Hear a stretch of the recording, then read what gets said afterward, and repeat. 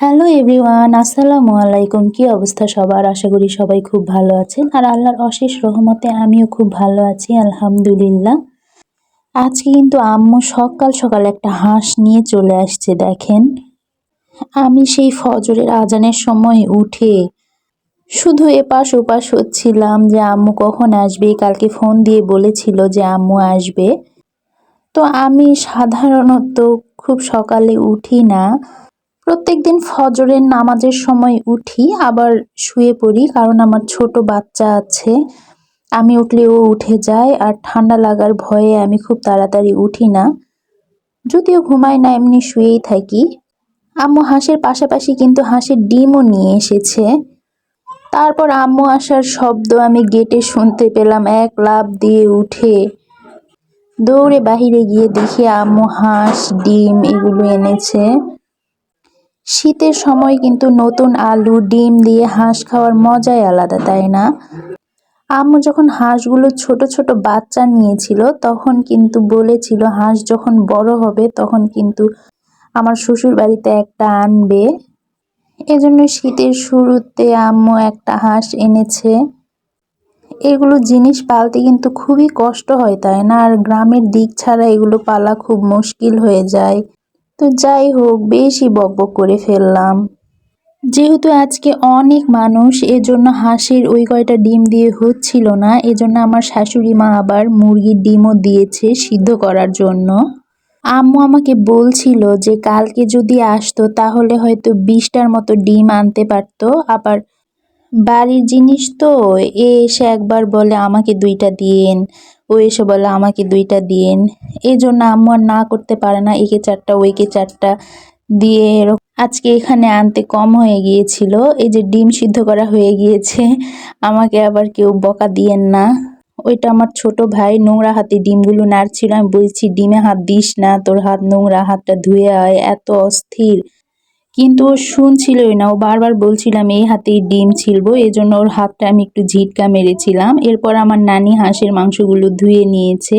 আর দেখেন হাঁসের ডিমগুলো সিদ্ধ করার পর কেমন হয়ে গেছে। টাটকা ডিম হলে নাকি এরকম হয়ে যায়।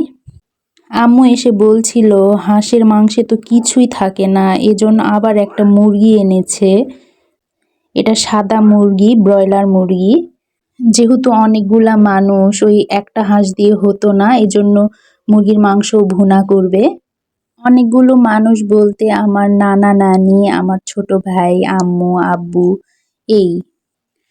আর আমার দাদা দাদিকে একটু রান্না করে পাঠাবে, এই জন্যই আর কি। এরপর ডিমগুলো তাওয়ায় দিয়ে বেশ কিছুটা তেল দিয়ে এখানে একটু হলুদ দিয়ে আমার শাশুড়ি মা ডিমগুলো ভেজে নিবেন। আজকে ছাদে রান্না করা হচ্ছিল, একটা পিকনিক পিকনিক ভাব লাগছিল। সবকিছু এলোমেলো ছড়ানো ছিটানো, যেহেতু নিচে সবকিছু থাকে, নিচে রান্না করা হয়। আমি বলছিলাম মা আজকে ছাদে রান্না করেন, তো মা বলছিল চলো, ভালোই লাগবে, সবাই আছে যেহেতু। এই যে সব ডিমগুলো ভাজা হয়ে গেছে।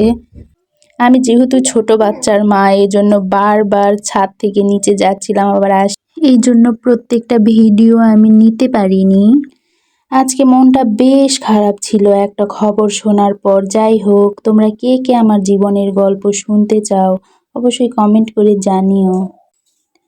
ছোট থেকে অনেক বড় বড় ধাক্কা খেয়ে মানুষ হয়েছি। এই কথাগুলো মনে হলে কেন জানি নিজের অজান্তেই চোখ দিয়ে পানি পড়ে যায়।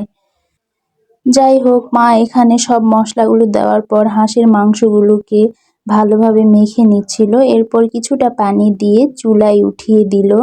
ওই যে বলছিলাম না ছোট বাচ্চার মা আমি, এই জন্য আমি একবার বাবুকে গোসল করাচ্ছিলাম, একবার খাওয়াচ্ছিলাম, একবার ঘুমায়ে দিচ্ছিলাম। এজন্য সব ভিডিওগুলো আমি নিতে পারিনি। মুরগির মাংসের ভিডিওটা তো করতেই পারিনি। আমার খুব ইচ্ছে ছিল 2টা মাংসের ভিডিওই করব, কিন্তু আমি করতে পারিনি। আমার বাবুটা খুব জ্বালাচ্ছিল। এরপর মা মাংসগুলো যখন কষাচ্ছিল তখন আমার বাবুকে আমি ঘুম পাড়িয়ে দিচ্ছিলাম। তাই আর কি মাঝখানের ভিডিওটা নেওয়া হয়নি। একদম যখন মা ঝোল শেষে নামিয়ে নিচ্ছিল তখন এসে আমি ভিডিওটা করেছি।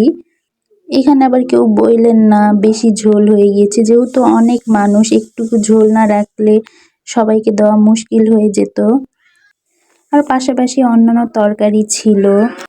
আজকের ভিডিওটি কার কাছে কেমন লাগলো অবশ্যই কমেন্ট করে জানাবেন আর আমার চ্যানেলটি সাবস্ক্রাইব করে অবশ্যই পাশে থাকবেন। আল্লাহ হাফিজ।